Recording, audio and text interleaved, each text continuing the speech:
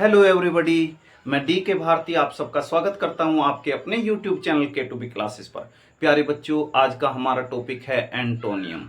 Antonym एक ऐसा vocabulary section जिससे किसी भी एग्जाम में बहुत बहुत क्वेश्चन पूछे जाते हैं और वास्तव में जैसा कि आप जानते भी हैं कि एंटोनियम या सिनोनियम ये दोनों ऐसे टॉपिक हैं जिनसे क्वेश्चन तो आते हैं लेकिन इन्हें याद करना बहुत टफ होता है। तो आज हम आपके लिए लेके आए हैं एक आसान ट्रिक, एक आसान तरीका जिससे आप आसानी से दिए गए वर्ड का एंटोनियम बनाना सीख जाते। तो आइए डिस्कस करते हैं एंटोनियम। प्यारे बच्चों, जैसा कि हम पहले भी पिछली वीडियो में आपको बता चुके हैं कि एंटोनियम दो प्रकार के होते हैं। इनमें एक सेपरेट एंटोनियम होता है और एक दूसरा टाइप जो एंटोनियम का होता है वो होता है डेरिवेटिव एंटोनियम्स। तो सेपरेट एंटोनियम कैसा होता है और डेरिवेटिव एंटोनियम्स कैसा होता है, देखिए हमें कोई वर्ड दे दिया जाए, जैसे कि मान लीजिए हमें एक वर्ड दे दिया पोलाइट। क्या दिया? पोलाइट।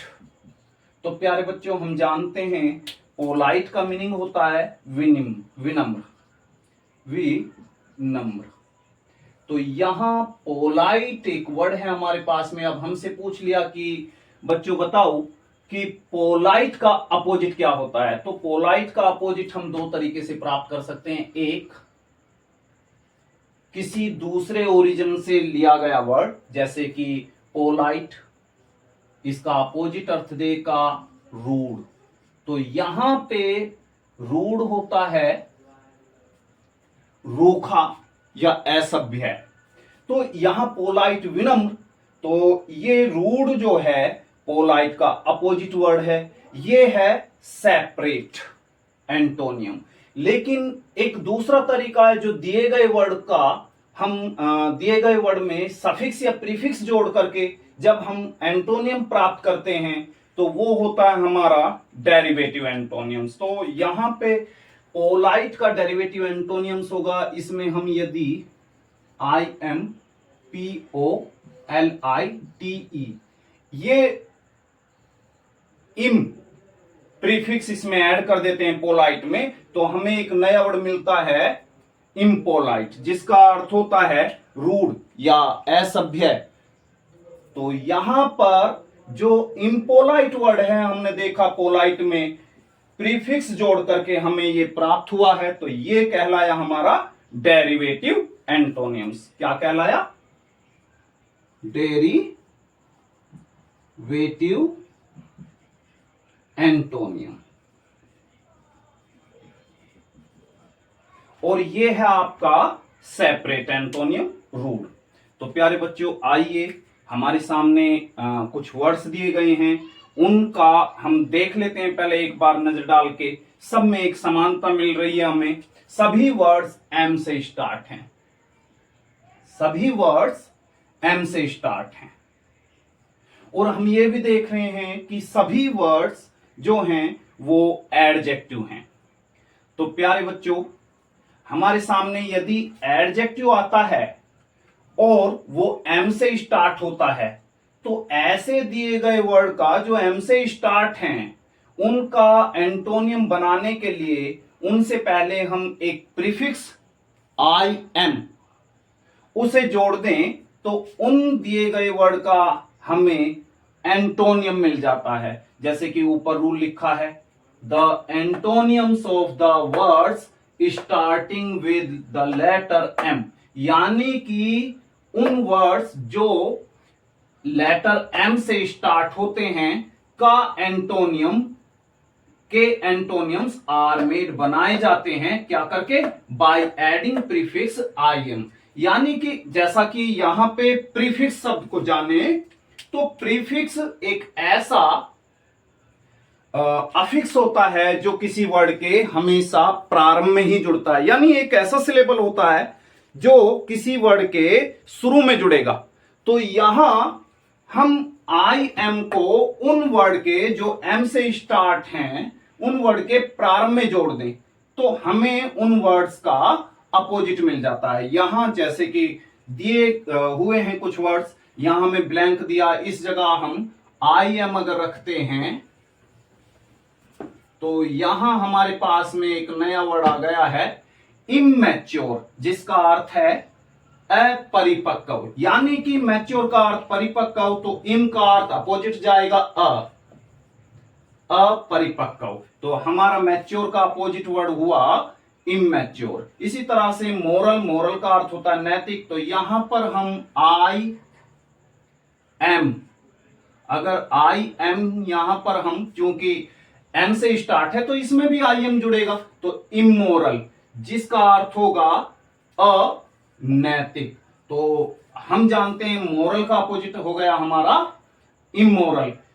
मोरल का हिंदी अर्थ है नैतिक, तो इमोरल का हिंदी अर्थ हुआ अनैतिक। यहां पर अब हमारे सामने एक वर्ड है मोर्टल। मोर्टल हम देख रहे हैं, ये भी हमारा एम से स्टार्ट है, तो यहां पर हम इससे पहले भी आई एम जोड़े, यहां हमें एक नया वर्ड मिल गया है इमोर्टल, जिसका अर्थ होता है, अगर यहां मोर्टल का अर्थ नश्वर है, यानी नश्वर उसे कहते हैं जिसका नाश हो जाता है, तो इमोर्टल का अर्थ नश्वर का, नाश ना होने वाला, उसको बोलते हैं अमर। अनश्वर का अपोजिट अर्थ हुआ अमर, जिसकी अंग्रेजी होगी हमारी इमोर्टल, यानी एम से स्टार्ट है मोर्टल वर्ड, तो हमारा इसका बनाने का रूल हुआ, इससे पहले भी हम इम जोड़ें। मोडेस्ट, मोडेस्ट का अर्थ होता है विनम्र, तो यहां पर आई एम ऐड करें, यहां फिर हमें फिर से एक नया वर्ड मिल जाता है इमोडेस्ट, जिसका अर्थ होगा रूखा या अभद्र, रूखा या असभ्य। यहां मोबाइल, मोबाइल का अर्थ होता है चंचल, तो यहां पर हम देख रहे हैं कि ये भी एम से स्टार्ट है, यहां हम इसमें भी आई एम जोड़ें, तो यहां हमें एक फिर से नया वर्ड मिल गया है इमोबाइल, ये हुआ स्थिर, यानी कि एक जगह रहने वाला, स्थिर, चंचल। मोबाइल चंचल और इमोबाइल स्थिर। इसी तरह से मटेरियल, ये होता है भौतिक, मटेरियल। हम देख रहे हैं मटेरियल भी हमारा एम से स्टार्ट हुआ है, किससे स्टार्ट हुआ है, एम से, तो यहां भी हम आई एम जोड़ें, तो यहां हमें एक नया वर्ड मिल जाएगा इमोरल, तो यहां इमोरल, सॉरी मटेरियल है ना, तो मटेरियल में हमने आई एम जोड़ा, तो यहां हो गया इम मटेरियल, जिसका अर्थ होता है भावात्मक, भावात्मक, भौतिक का भावात्मक। यानी कि यहां हम देखें, ये हुआ मोएबल, मोएबल होता है चल, तो यहां हम देख रहे हैं, यहां पे एम से स्टार्ट है सॉरी, तो एम से स्टार्ट होने की वजह से इससे पहले भी हम क्या जोड़ेंगे, एम से स्टार्ट होने की वजह से इससे पहले भी हम एक प्रीफिक्स जोड़ेंगे, जो है इमोरल, अर्थात इम। क्या है हमारा प्रीफिक्स, इम। यहां मोएबल, ये हो गया इमोएबल, तो यहां पर चल का हो गया अचल, अपोजिट अर्थ।